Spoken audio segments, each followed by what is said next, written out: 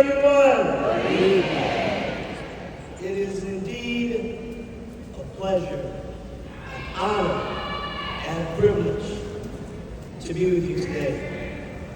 Ladies and gentlemen, esteemed faculty members and proud parents, Dr. James Amons, Dr. Dennis Shields, Assistant Board Member, the Honorable Edwin Shorty, thank you all for giving me this opportunity to be here. But most importantly, the incredible graduating class of Southern University in New Orleans, 320 reasons to look Satan in the face and call him a liar.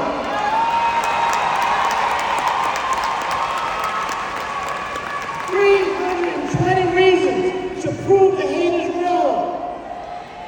320 reasons to look the doubters in the face and say, aha. 320 reasons to thank whoever you praise. 320 reasons to believe again in yourself. Because today is the day that you are responsible for. I stand before you with immense pride and gratitude as a lifelong resident of this great city. My name is Troy Carter, and I'm proud to be your United States Congressman.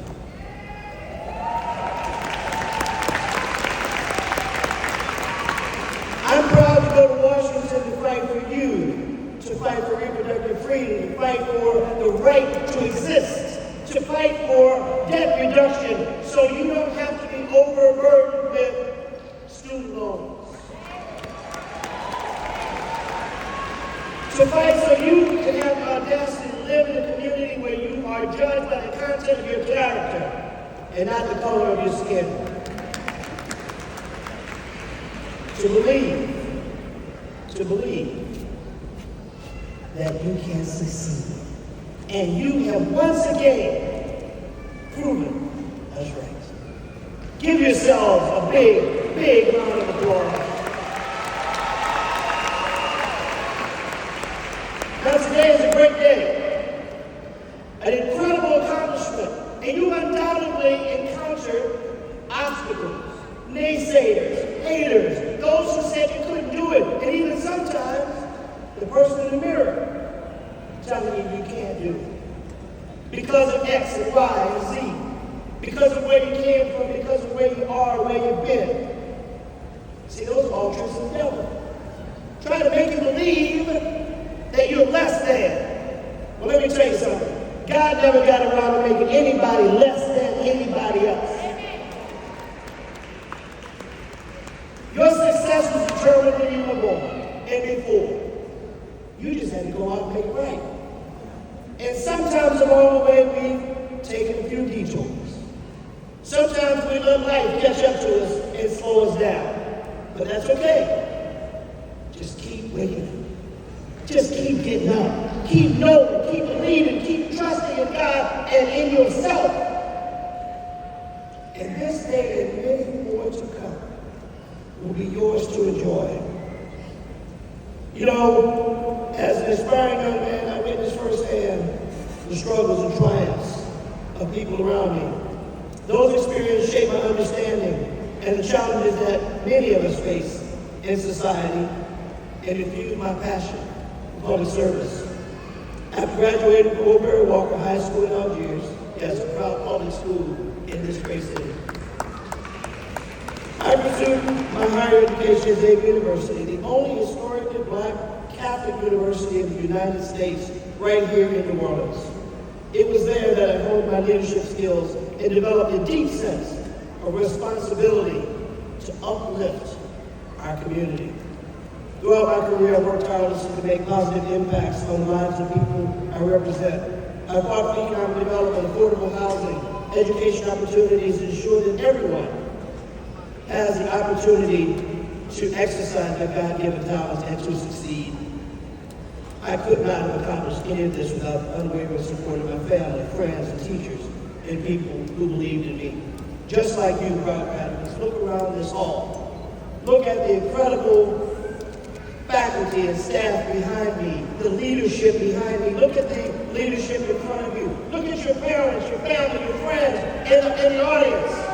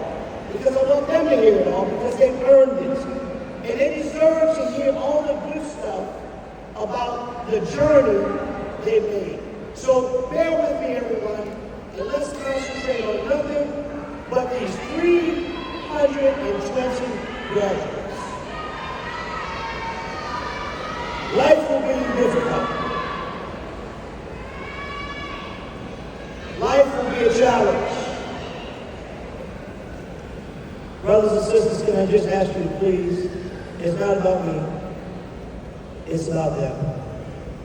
Let's give them the respect to hear, and you hear about their accomplishments, because they've all earned it.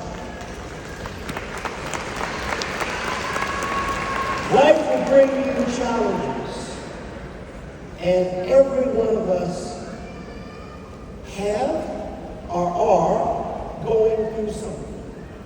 Not one of us either aren't going through or haven't gone through something. But you're overcoming it because you've demonstrated the ability to stand up, to get up, to not be knocked down, but when you were to get back up and continue fighting for your own success. And that's why you're getting the sheepskin today. That's why you get to turn the tassels today, because you demonstrated the ability to turn a negative into a positive. You've demonstrated the ability to take a can't and turn it to a can. And this isn't over, because there's so much more yet for you to do. There's so much still ahead of you. The obstacles that you face to get to this point are in your rearview mirror now. But let me just tell you this, because the devil is busy. Understand this, there will be more obstacles. There will be more people who say you can't do it. You got to look at me in the eye and call them a liar. You got to look me in the eye and say, yes, I can, yes, I will. Watch me. Because you can and you will. Because of this great institution and all of the people that embraced you, that nurtured you, that believed in you, that let you cry on their shoulders, that cried with you, you will continue to be successful and be role models for others who are watching. Because God never made any trash. He made you just as you're supposed to be. You're as tall or as short as God wanted you to be. You're as thin or as robust as God wanted you to be. Your hair is as long or as short as God wanted it to be. It's as straight or as curly as God wanted it to be. And as the children say, it's all good. It's all good. We've got to learn to love what God made. God made you all. And He made you in His image of success, regardless of whatever obstacles you may have encountered, and whatever obstacles you may encounter. Webster's definition, Webster defines resilience as the capacity to withstand or to recover quickly from difficulties.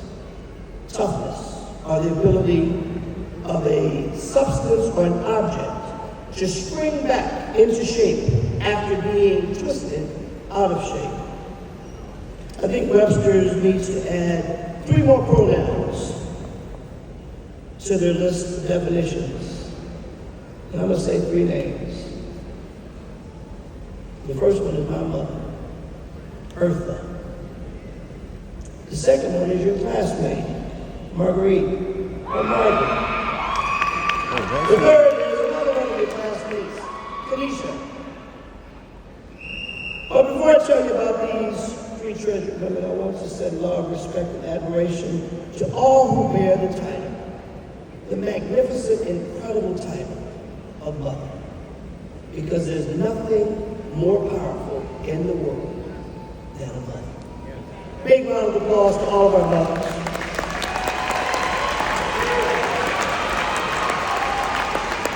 I believe that molding our young people into contributing members of society is a gift from the Most High, and no one plays a greater role than that of a mother. Let me tell you about a beautiful, determined, God-fearing, smart woman named Bertha Fleming Carter, my mother. She'll be 90 in October. Times were hard for me and my siblings. Things weren't always easy. There were no silver spoons in my house, and sometimes we were not school at all. Why do I tell you this? I tell you this because sometimes as speakers, we find ourselves painting a picture or accepting a picture of being all that. But we're not. We're not all that. I'm just a regular guy who somebody prayed for, that took advantage of some opportunities.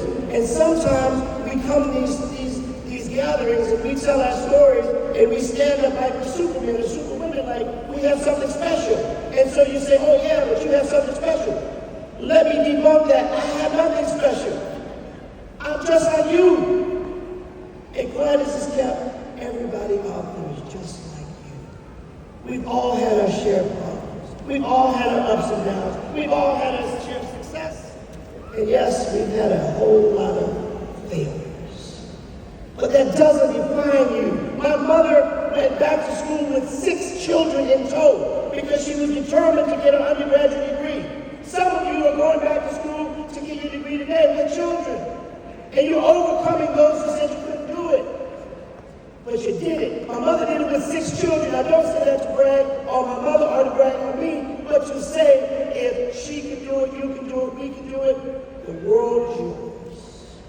Let no obstacle tell you otherwise. Stand up, be counted, accept your place in glory. My mother never let us know about all of her sleepless nights, tears, hardships, and experiences as a divorced mother raised 6 children by herself. And she did it all while pursuing her dream to become a school teacher. She enrolled at Xavier University and brought all 6 of us to class with her. Momsy, as we affectionately call her. Graduated with her degree in education, and she paved the way for all of us to do the same. My mother retired after nearly 40 years in the classroom. Her story is an example of resilience. Another example that comes to mind is through my dear friend, Marguerite. And some of you may call her Margaret. To those who know her, who really know her, in all the years that I've known her, Margaret has dedicated her life to her community. She has been an advocate for the voiceless and underserved in the 9th Ward. But on her birthday, January 12, 2007, she lost her son to gun violence. I asked her, how do you carry on after that tragedy? She responded that her son was her driving force. They shared a love for the community, and she could not give up because New Orleans still needed her. Margaret, as a private citizen, has done more transformative things for our neighbors than many elected officials have done in their entire terms of office. In 2021, Margaret was awarded her Bachelor's of Arts in Public Administration, and today she will be conferred a master's degree in juvenile criminal justice. Stand up, Margaret, and be recognized. Resiliency, commitment to excellence, never letting the obstacle define her. We love you, Margaret. Continue making us proud. Wow. Finally, I'd like to tell you about another friend of mine who has a resilient spirit. Kanisha, where are you, Kanisha? Stand up this side. At every community event there's Kanisha. She doesn't just volunteer, but leads everyone to the finish line. I've never seen Kanisha without a smile on her face. Her heart was broken in two when in 2005, her only daughter transitioned from this life unexpectedly. Kenesha could have given up. She could have said, why me? Why, Lord? Why me? But there's one thing that the enemy quickly learned about her. She's a praying woman. And if you don't believe me, ask her family at Abundant Life Tabernacle, where she worships. Her life is one of service. She runs a nonprofit that helps mothers whose children have succumbed to violent crime. She's hosted countless giveaways and community events. She's an outstanding role model. She is the definition of resiliency. Please give a round of applause. These are the kind of people that Southern University turns out. These are the kind of leaders that Southern University cultivates, just like every one of you. I've singled those out because I know them personally. But I promise you, every one of you have a similar story about your success, and every one of them deserves to be mentioned personally. Time won't allow it, but you know your story. You know what you've overcome. You know what you've done. And I ask you, when you get an opportunity to stand in the mic, don't just tell people about the good stuff that you've done. Don't mislead them into thinking that successful people don't make mistakes. Take the opportunity to look them in the face and say, yes, I too have failed. I too have made mistakes. I too should be dead. I too should not be graduating. I too should not. But I am. Because there's a reason we have erasers or pencils, because we sometimes make mistakes. And sometimes the devil gets the upper hand. But if you wait and you believe, you'll overcome it every single time. But you gotta believe. You gotta keep your eyes on the prize. You gotta face your challenges. So my advice to you is simple. Be persistent. Never lose sight of your goals, even when the road seems treacherous. Carry resilience as your companion in everything that you do. Let it be your compass in unfamiliar territories, a shield against doubt and fear. Remember that setbacks are nothing but roadblocks that are meant to be used as opportunities. With each challenge, you become stronger, wiser, and more capable of shaping your own destinies. I personally know this because I've seen it through all of my walks. I've seen people overcome obstacles. I've seen them step up when those said they could not. You can do it. Continue to do those things that make us proud. Continue to do those things that make you proud. Remember this. God made one race, and we fools made all the rest. God made a human race. And brothers and sisters, as I look into the audience, there's so much hate. There's so much hate in our society, so much distrust in our society, so much angst in our society. I'm going to leave you with a challenge.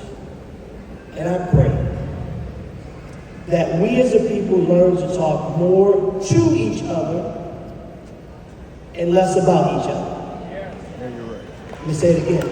Less about each other and more to each other. Because that's when we're going to be able to enjoy our God-given talents and step up and sharpen our resolve for success. Remember, failure is not a destination, but merely a stepping stone to the path to success. In the face of adversity, let resiliency be your armor. Life will test you, but it's through perseverance that you will triumph. When you stumble, dust yourself off, get back up, and keep moving. With unwavering determination, believe in your ability to overcome any obstacle, and you will prove all the haters wrong.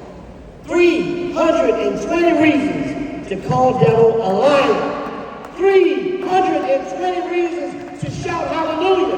320 reasons to wake you up tomorrow to do it again. 320 reasons to show the world that Southern graduates greatness. God bless you.